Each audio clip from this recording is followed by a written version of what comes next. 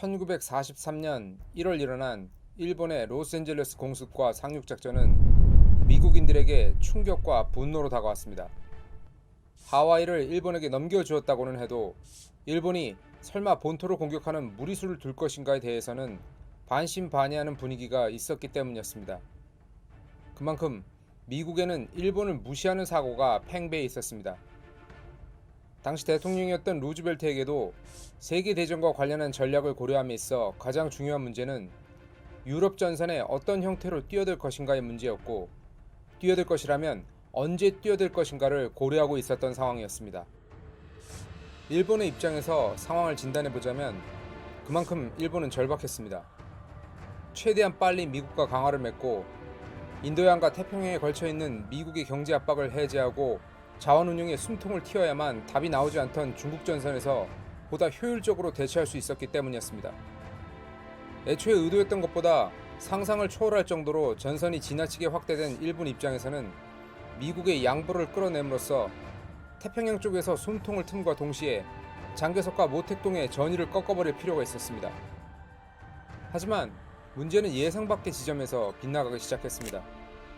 LA 공격 당시 일본군은 개벌은 남 못 준다고 원래 아시아의 여러 나라를 공격할 때와 마찬가지로 민간인에 대한 개념 없는 사살과 여성들에 대한 강간 등 전쟁 범죄를 저질러 버렸습니다. 물론 서구의 우두머리인 미국 본토에 들어가는 것이었기에 일본 육군은 나름 병사들에게 주의를 당부했지만 제네바 협정 따위는 머리에 있을 리 없는 무식한 일본 병사들은 원래 하던 대로 미국 민간인 가정에 침입하거나 길거리에 보이는 여성들을 상대로 이런 미친 짓을 저질러 버렸습니다.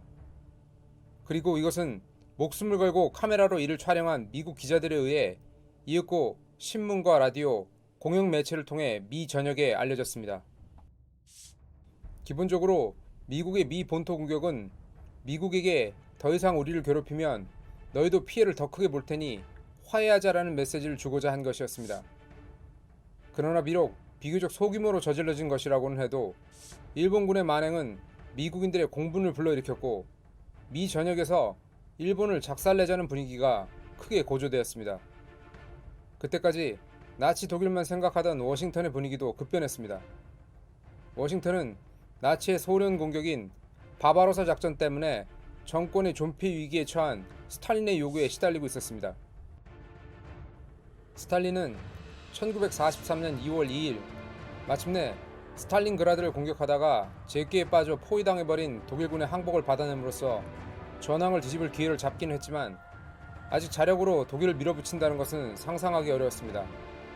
따라서 미국의 참전과 서유럽 상륙을 통한 제2전선을 만들어달라고 루즈벨트에게 줄기차게 요구하고 있었습니다. 하지만 루즈벨트 입장에서는 미군의 피해를 최소화하면서 가장 효율적인 시점에 서유럽에 상륙해야 했기에 쉽게 말해 열심히 간만 보고 있던 중이었습니다. 다만 태평양보다는 유럽에 집중한다는 생각에는 이견이 있을 수 없었습니다. 일본이야 언제든 요리할 수 있는 상대적으로 쉬운 상대라는 생각이 깔려 있었기 때문이었습니다. 일본의 공격과 일본군의 만행은 이 모든 것을 바꿔놓았습니다. 여론은 다시 말해 쪽발이를 완전히 가루로 만들어야 한다는 것이었기에 워싱턴의 민주당 행정부는 전쟁의 방향을 완전히 전환했습니다. 루즈벨트는 일본의 재침공에 대비해 서부 해안으로 병력을 이동시킨과 동시에 전황을 뒤집기 위해 가장 중요한 결단을 내렸습니다. 그것은 역시 항공모함을 다시 태평양에 확충하여 일본 해군을 괴멸시키는 것이었습니다. 결정은 순식간에 내려졌고 버지니아의 해군기지는 밤을 새어가며 항모를 만들기 시작했습니다. 이때부터 일본과 미국의 시간 싸움이 시작되었습니다. 일본으로서는 미 해군이 재건되기 전에 협상 테이블에 미국을 끌어내야 했습니다. 이미 미국은 협상 따위는 개나 줘버린 지 오래되었지만 일본은 여전히 희망을 버리지 못했습니다. 따라서 일본 해군은 미 서부 해안에서 멀지 않은 곳에 간헐적으로 출몰하면서 복싱에서 잽을 날리듯 서부 해안의 여러 곳에 소규모 폭격 편대를 날려 폭탄을 떨어뜨렸습니다. 제발 나랑 얘기 좀 하자는 제스처였습니다. 동시에 미 동부에 즉시 기동이 가능한 구축함이 태평양으로 이동하는 것을 지연시키기 위해 파나마 운하를 접수했습니다. 파나마 운하는 항공모함이 지나가기에는 폭이 좁았지만 다른 전선이 이동하는 것은 가능했기 때문이었습니다. 또한 소규모 편대를 다시 꾸려 남아메리카 칠레 남단으로 보내 미 함대가 대서양에서 태평양으로 돌아오는 것을 살피게 하였습니다. 한편 루즈벨트는 아주 중대한 결정을 내렸습니다.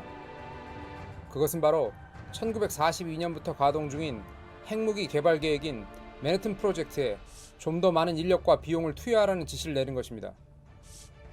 나치의 핵무기 개발을 경고하는 아인슈타인의 편지가 하나의 계기로 작동했던 맨해튼 프로젝트는 미국의 제1전략 옵션은 아니었습니다. 핵무기가 설사 전쟁 중에 개발된다고 하더라도 이를 실전에 사용하는 것은 굉장히 부담스러운 일이기 때문이었습니다.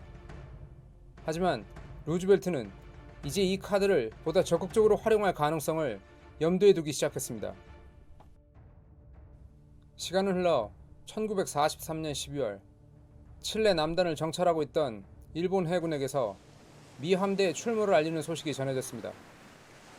일본 해군 정찰대는 6척의 미 항공모함이 기동하고 있다는 소식을 전하고 괴멸되었습니다. 그리고 다시 1944년 1월 필리핀 레이테 섬 해역에 있던 일본 해군은 미 항모 4기와 대규모 함대의 공격을 받고 괴멸되었습니다. 태평양 함대를 지휘하게 된 메가더의 상륙작전이 시작된 것입니다. 일본군은 특유의 진상작전으로 격렬하게 저항했지만 압도적인 미 병력에 굴복하여 3주 만에 필리핀을 상실하였습니다. 이제 끝장을 보자는 미국의 의도를 이해한 일본군은 전선을 축소해야 한다는 것을 깨달았습니다. 그리고 일본군이 대부분 병력을 철수시킨 하와이는 이내 미 함대에 의해 해방되었습니다. 일본 해군으로서는 하와이와 필리핀에 나뉘어 있는 미 함대가 모이기 전에 각계격파를 해야 했습니다.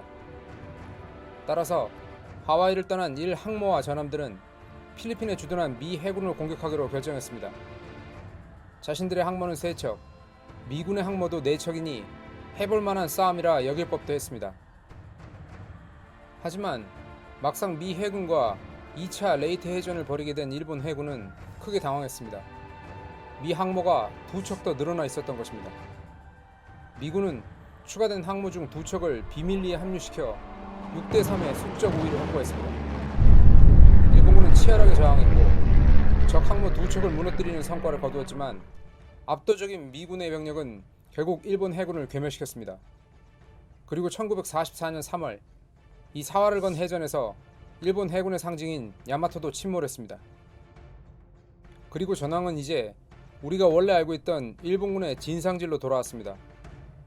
해군 전력을 상실한 일본군은 사이판 등의 섬에 틀어박혀 불을 파고 미군을 물고 늘어질 준비를 했습니다. 실제로 미군은 사이판에 상륙하여 일본군의 의도대로 전투를 벌였고 무려 2만 명 이상의 사상자를 내었습니다. 게다가 사이판 하나를 점령하는데 한 달 이상을 소비했습니다. 미 해병대가 다른 태평양의 섬들에서 피비린내 나는 작전을 전개하면서 시간은 해를 넘겨 1945년이 되었습니다. 그리고 1945년 2월 11일 오키나와에 미군이 상륙하길 기다리며 일본군이 이른바 옥새를 준비하고 있던 시점 히로시마 하늘에 한 대의 폭격기가 나타났습니다. 그리고 인류 최초의 원자폭탄이 거대한 버섯구름을 만들어내며 도시 전체를 집어삼켰습니다. 당시 건강이 악화하고 있던 루즈벨트는 자신에게 막 완성된 원자탄을 사용하는 결단을 내릴 수 있는 시간이 얼마 남지 않았다는 것을 알고 있었습니다. 자신이 죽은 후 후임이 될 부통령 트루먼은 생각이 너무 많았고 자신보다 우유부단했으며 원폭 사용과 같은 극단적인 방법을 싫어했습니다. 예상대로 일본은 미국의 무조건 항복 요구를 거절했습니다. 항복은 일본 군부와 천황제의 몰락을 의미했기 때문이었습니다. 그리고 2월 19일 고베에 두 번째 폭탄이 떨어졌습니다. 대도시 두 곳이 날아간 일본은 크게 당황했고 군부는 천황을 재빨리 미리 준비한 나가노의 지하 요새로 피신시키려 했습니다. 히로히토는 이를 거부하였고 그리고 마지막 항복 조건으로 천황제의 보존을 미국에 제안했습니다. 루즈벨트는 이를 단칼에 거절했습니다. 일본은 또다시 우유부단하게 시간을 보냈습니다. 2월 27일 이번에는 교토에 원자탄이 떨어졌습니다. 일본 왕실의 뿌리가 있는 교토가 날아갔다는 것은 다음에는 도쿄가 타겟이라는 암시였습니다.